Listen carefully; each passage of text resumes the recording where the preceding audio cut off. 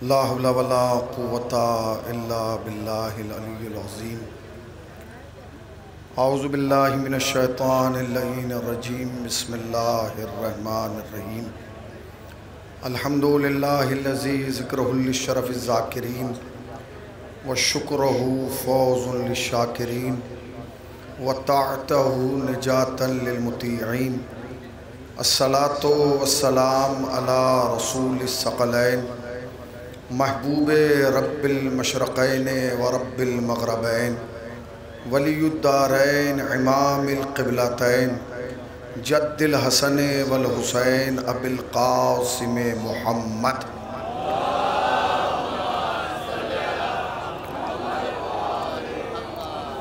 اما بعد فقد قال اللہ حق سبحانہ تبارک و تعالی وقولہ الحق۔ بسم اللہ الرحمن الرحیم۔ فاسألوا اہل الذکر ان کنتم لا تعلمون۔ حاضرین فرش عزا اور صاحبان ولا خاص پور کا یہ تاریخی پروگرام جو اپنی نوعیت کے اعتبار سے، اپنی کیفیت کے اعتبار سے اپنی ایک منفرد شناخت اور پہچان رکھتا ہے، اس میں ہمارا اور آپ کا جمع ہونا اس بات کی گواہی ہے کہ دنیا والوں دیکھ لو، نہ حسین کل اکیلا تھا نہ حسین آج اکیلا ہے۔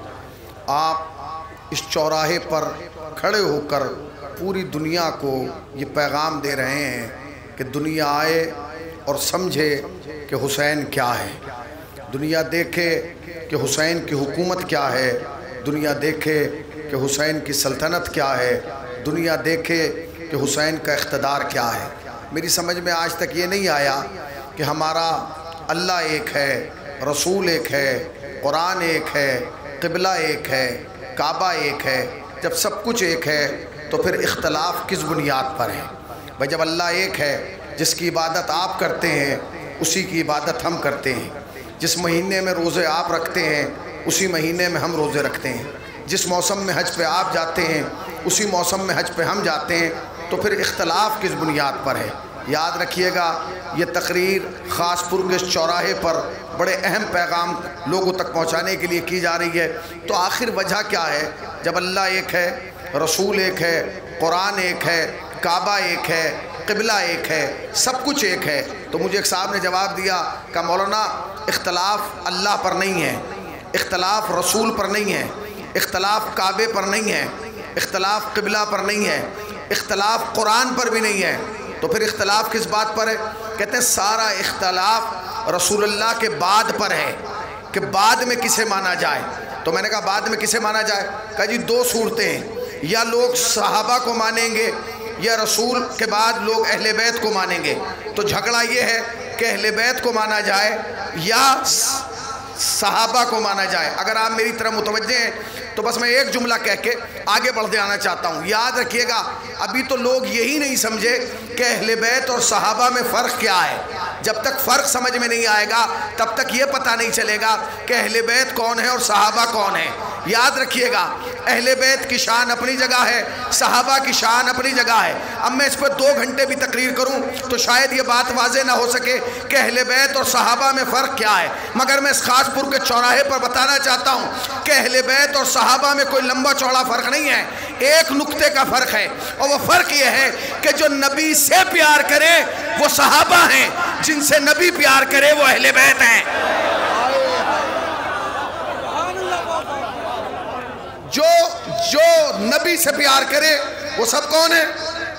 صحابہ، اور جن سے نبی پیار کرے، اب آپ کی مرضی ہے کہ آپ کن کو مانیں گے، انہیں مانیں گے یا انہیں مانیں گے۔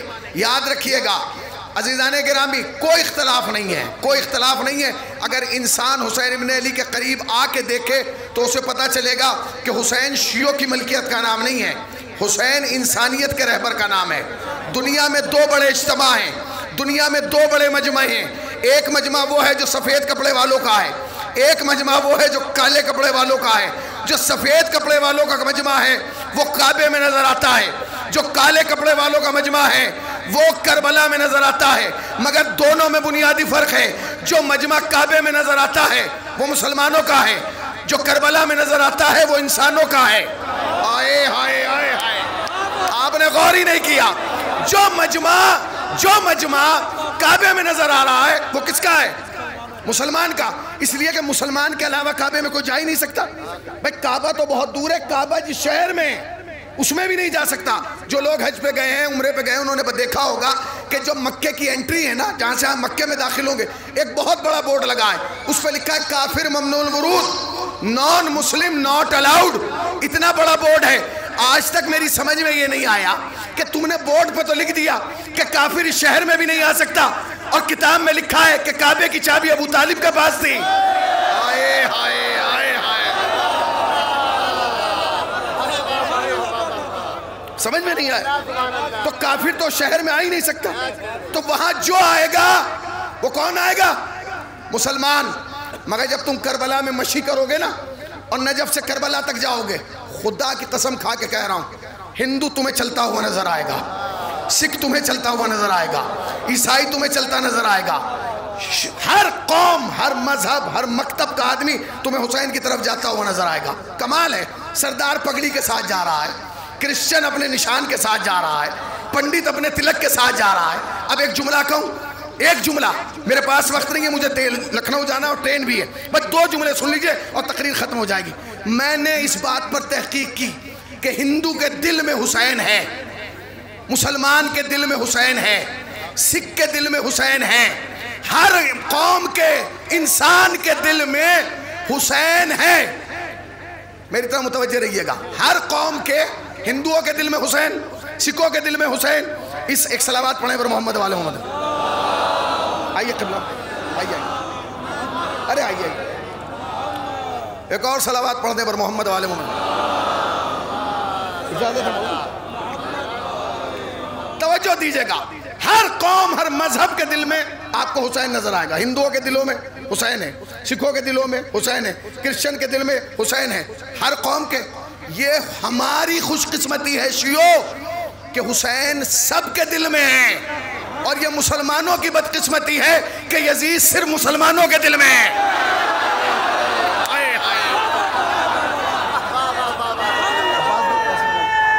بکھر کے نہیں مل کے،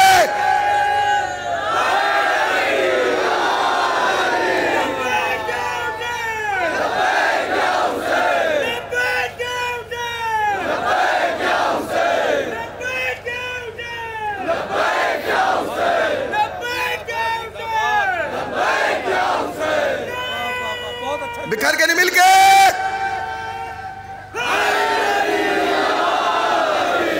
یہ ہماری خوش قسمتی ہے کہ ہندو تمہیں حسین کا تعزیہ اٹھاتا ہوا ملے گا۔ وہ کہاں گئے بابل صاحب؟ یہ بیٹھے ہوئے ہیں، کھڑے ہوئیے ذرا، کھڑے ہو جائیے۔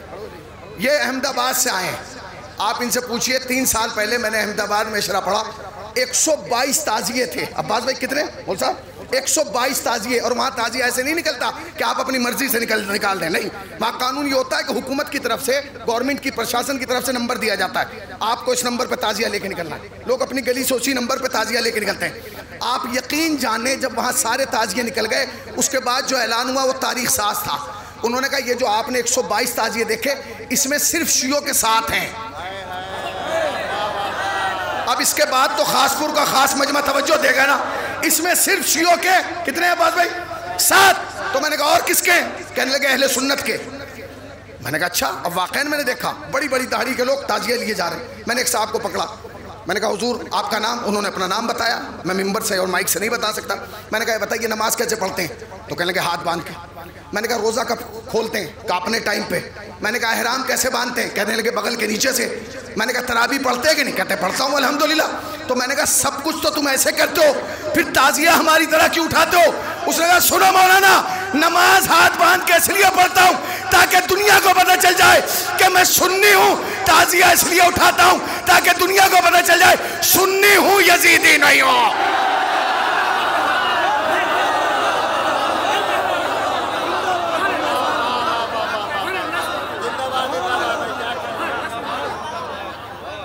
خدا کی قسم 40 پہ ایک بہت لمبی سبیل علماء اہل سنت نے لگائی ہے۔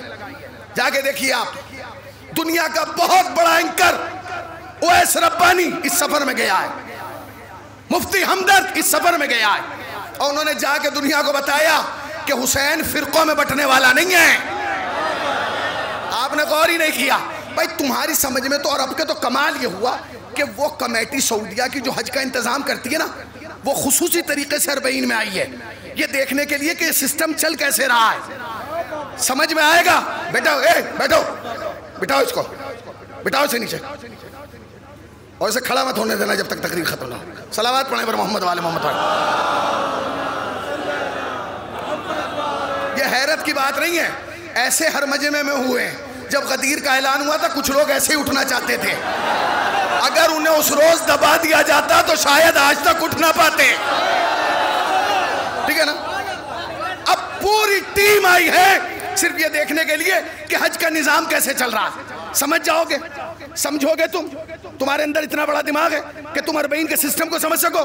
خدا کی قسم ہندوستان میں چھوٹے چھوٹے جلوس ہوتے ہیں تو لوگ 1 مہینہ پہلے 2 مہینے پہلے کام کرتے ہیں کہ میرے یہاں اتنی انجمن آ رہی ہے، اتنا مجمع آ رہا ہے، وہاں تو کروڑوں کا مجمع ہے۔ سنو، کبھی حج والا 40 کو نہیں سمجھ سکتا، چونکہ حج میں مجمع آتا ہے 40 لاکھ، 40 میں آتا ہے 21 ملین، مگر دونوں میں فرق ہے۔ جہاں مجمع لاکھوں میں ہے وہاں پانی بک رہا ہے، اور جہاں کروڑوں میں ہے پانی بٹ رہا ہے۔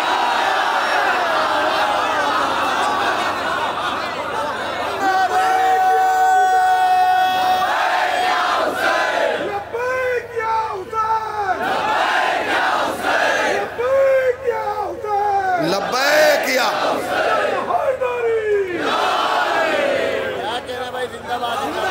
کوئی حسین کو نہیں سمجھ سکتا۔ اگر حسین سمجھ میں آ جائے حسین نہیں ہے۔ جو فطرتوں کو بدل دے اسے حسین کہتے ہیں، جو مزاج کو بدل دے وہ حسین کہتے ہیں، جو لوگوں کی شخصیتوں کو بدل دے اسے حسین کہتے ہیں۔ تم نے ابھی حسین کو جانا کہا ہے، حسین وہ ہے بس اس تک آنے کی دیر ہے، علیہ السلام بنا دیتا ہے۔ تم نے غور نہیں کیا، پانی بہہ کے آیا حسین کی طرف تو پانی تھا، جب یہاں سے اٹھ کے گلاس میں گیا تو سبیل بن گیا۔ کھانا حسین کی طرف چل کے آیا تو کھانا تھا، یہاں سے دیا گیا تو تبرک بن گیا۔ تم نے غور ہی نہیں کیا، گھوڑا ادھر سے چل کے آیا تو گھوڑا تھا، ادھر سے گیا تو زلجنہ بن گیا۔ ان فطرتوں کو بدل رہا ہے، حسین مزاج کو بدل رہا ہے۔ تم کیا سمجھ رہے ہو یہ کالا کپڑا پہن کے یہ قوم پاگل ہے؟ سردی گرمی برسات میں کسی چیز کی فکر کیے بغیر چوراہوں پہ کھڑے ہو کے ماتم کر رہی ہے، گلیوں میں رو رہی ہے، شاہراہوں پہ رو رہی ہے۔ ہمیں اپنے بچوں کی فکر نہیں ہے، اپنی کاروبار کی فکر نہیں ہے۔ یہ پاگل نہیں ہے، یہ سڑکوں پہ کھڑے ہو کے بتا رہے کہ ہمارا تعلق حسین سے ہے، ہمارا تعلق حسین سے ہے۔ عزیز تم کہاں سمجھو حسین کو؟ ابھی تو تم سمجھ ہی نہیں پائے ہو۔ یاد رکھنا، حسین عشق کا نام ہے، حسین عشق ہے، عشق، اور عشق کے سامنے کچھ نہیں ہوتا۔ جب عشق آتا ہے تو انسان کی آنکھیں دیکھنا بند کر دیا، بس اسے اپنا مرکز نظر آتا ہے جس سے عشق ہوتا ہے۔ حسین عشق کا نام ہے، عشق۔ اسی لیے جب کوئی کربلا جاتا ہے تو یہ نہیں لکھتا سفر کربلا، کہتا ہے سفر عشق۔ پتہ نہیں کہاں بیٹھے آپ۔ جب کوئی جاتا ہے کربلا کی طرف کیا لکھتا ہے؟ میں بولو نا، گھبرا کے کیوں سن رہے ہو؟ مجھے احساس دلاؤ کہ میں شیشے کے سامنے نہیں شیعوں کے سامنے پڑھ رہا ہوں، اس لیے کہ شیشہ نہیں بولتا، شیعہ بولتا ہے۔ بھائی اس سفر کو کیا کہا جاتا ہے؟ سفر ہے۔ دنیا میں سفر ہے۔ حاجی جی سعودیہ رہ کے آئے، کبھی انہوں نے اسے سفر عشق کہا؟ آپ دبئی میں ہیں، سفر عشق کہا؟ نہیں، دنیا میں روز سفر ہو رہے ہیں۔ کوئی امریکہ جا رہا ہے، کوئی لندن جا رہا ہے، کوئی جرمن جا رہا ہے، کوئی فرانس جا رہا ہے، کوئی یورپ جا رہا ہے، ہر آدمی جا رہا ہے، مگر کسی سفر کو عشق نہیں کہا جا رہا۔ مگر جب کربلا کی طرف جاؤ گے تو اس سفر کو سفر عشق کہا جائے گا۔ جانتے ہو کیوں؟ کیونکہ دنیا کے ہر سفر میں اور کربلا کے سفر میں فرق ہے۔ وہ فرق کیا ہے؟ جب تم امریکہ جاتے ہو نا کمانے تو یہاں روتے ہو، اماں سے مل کے، ابا سے مل کے، بھائی سے مل کے، رشتہ داروں سے مل کے، اور جب وہاں سے پلٹتے ہو تو خوش ہو کے آتے ہو۔ یعنی دنیا کے ہر سفر میں یہاں رونا ہے، چلتے ہوئے ہنسنا ہے۔ سفر عشق کا کمال عجیب ہے، جب یہاں سے جائے گا تو خوش جائے گا، جب کربلا سے پلٹے گا تو روتا ہوا آئے گا۔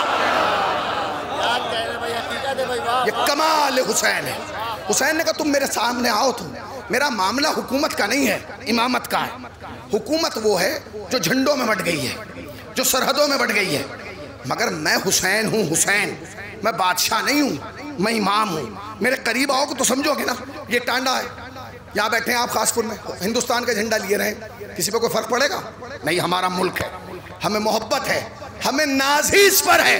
اگر مجھے ناز ہے تو صرف دو ہی چیزوں پر ہے، یا حسینی ہونے پر یا ہندوستانی ہونے پر. تم نے غور نہیں کیا، میں مٹی کا بھی وفادار ہوں، اپنے ضمیر کا بھی وفادار ہوں. ضمیر کا نام حسین ہے اور مٹی کا نام، زمین کا نام ہندوستان ہے. تو ہمیں ہندوستان کا جھنڈا لیے بیٹھے رہے، کوئی فرق نہیں پڑے گا.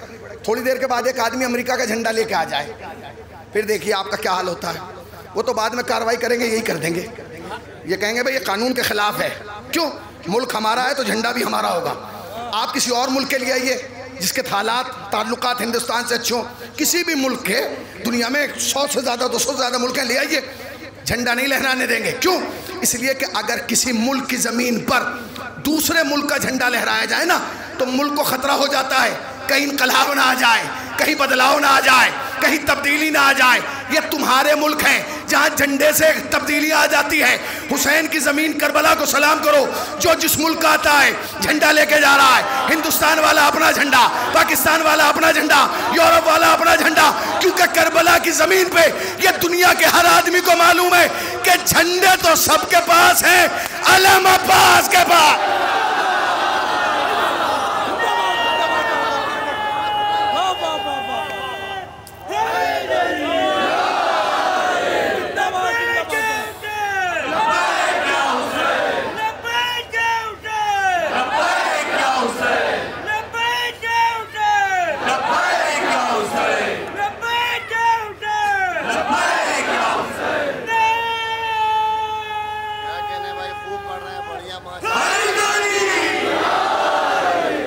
مسلمانوں، حسین کی مخالفت میں نہ آنا. تمہیں نہیں معلوم حسین زمین بھی خراب کر دیتا ہے، ضمیر بھی خراب کر دیتا ہے. اس لیے کہ حسین کی دشمنی کے لیے پہلی شرط یہ ہے کہ بندہ کم سے کم یزید ہو، اور یزید ہونے کے لیے پہلی شرط یہ ہے کہ بندہ کنفرم حرام زادہ ہو. اچھا، جنہوں نے داد نہیں دی ان کا عقیدہ یہ نہیں ہے. میں نے کوئی اپنی طرف سے کہہ دیا، میں نے جو کچھ پڑھا ساری ذمہ داری ان کے پاس ہے.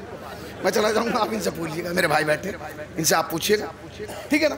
حسین کے سامنے نہ آنا. حسین کے سامنے جو آیا اسے زمین بھی نہیں ملی. اچھا، آذان ہو رہی ہے. یہ حسین ہے، حسین. استقا کے دیکھو، خدا کی قسم تم مٹی میں بھی چلے گئے تو بدن خوشبو دے گا. تم آخرت میں آؤ گے تو چہرہ چمک دے گا. تم بولو گے تو بات نہیں رہے گی. حسین اس بات کو لازوال بنا دیں گے. وہ بات مٹ نہیں پائے گی کیونکہ یہ حسین ہے. حسین نے وعدہ کیا ہے، تم آؤ تمہارے مقدر بدل دوں گا، تمہاری تقدیریں بدل دوں گا، تمہاری قسمتیں بدل دوں گا.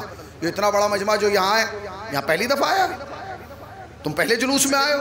پہلی محرم سے تم قریہ قریہ، بستی بستی، گلی گلی، جہاں جہاں حسین کے پوسٹر لگائے جا رہے ہیں تم جا رہے ہو. کیوں جا رہے ہو جی؟ تمہیں کوئی کرایہ دے رہا ہے؟ نہیں، کوئی کرایہ نہیں دے رہا ہے. پھر کیوں جا رہے ہو؟ کہ اس لیے جا رہے ہیں کیونکہ حسین کے نام پہ بلایا جا رہا ہے. حسین کا نام انشاءاللہ کل یا پرسوں ہمارے یہاں بھائی میں جو ہے، بھائی نے بتایا کہ پروگرام ہے کل.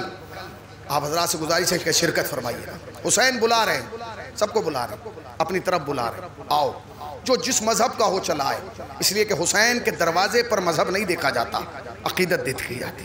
یہ کس نے کہہ دیا کہ ہماری ہے کربلا؟ سچ بات تم کہو تو تمہاری ہے کربلا. حسین تک آنا ہے تو صداقت کا دامن پکڑنا ہوگا. حسین تک آنا ہے تو امانت کا دامن پکڑنا ہوگا. اس سال کمال ہو گیا.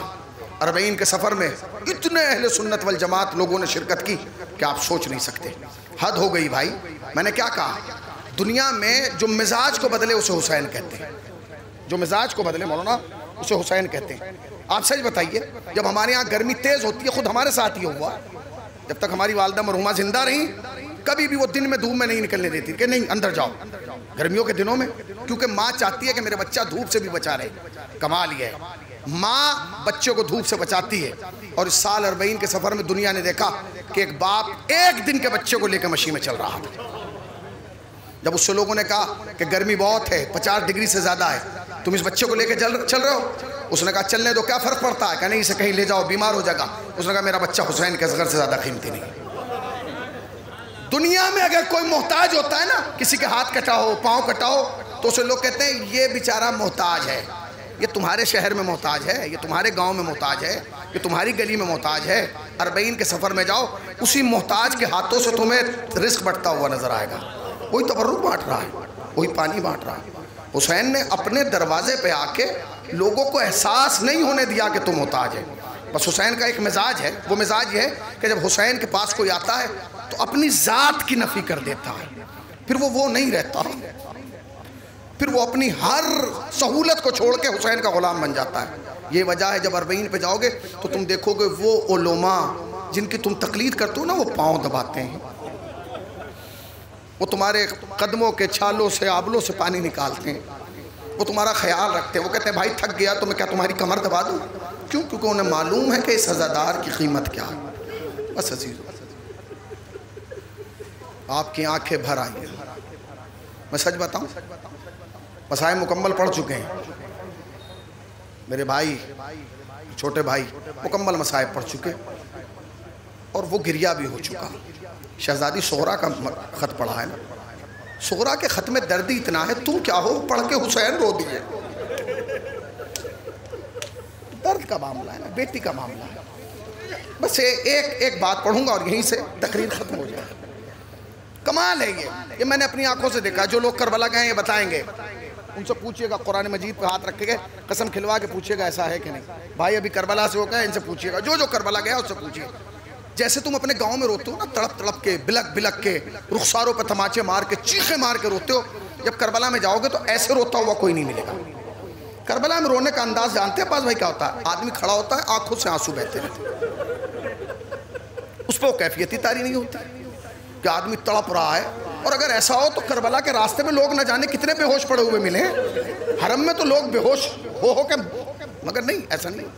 ہندوستان سے ایک مرثیہ خان کربلا کی زیارت پہ گئے، اور وہ مرثیہ خان اتنا شدت سے روتے تھے کہ کبھی پورا مرثیہ نہیں پڑھ پائے، آدھا مرثیہ پڑھتے تو پڑھتے پڑھتے بے ہوش ہو جاتے تھے۔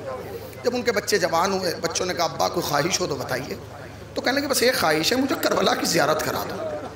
چاروں بھائی بیٹھے اور بیٹھ کے کہنے لگے کہ ابا نے خواہش کی ہے کہ کربلا، تو جو بڑا بھائی تھا اس نے کہا بھائی میری رائے نہیں ہے کہ ابا کو کربلا بھیجا جائے۔ کہا کیوں؟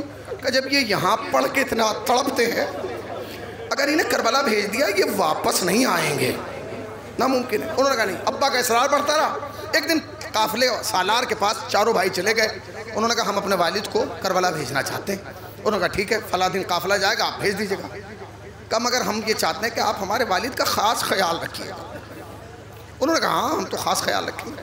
پھر کچھ دنوں کے بعد پھر قافلہ سالار کے پاس گئے، کہنے لگے بھائی ہمارے والد کا خاص خیال رکھیے گا۔ اس نے کہا ٹھیک ہے کوئی بات نہیں۔ جب قافلہ جانے کا وقت قریب آیا نا، 1-2 دن بچے پھر گئے، کہنے لگے ذرا میں یہ کہنے آیا ہوں میرے والد کا خاص خیال رکھیے گا۔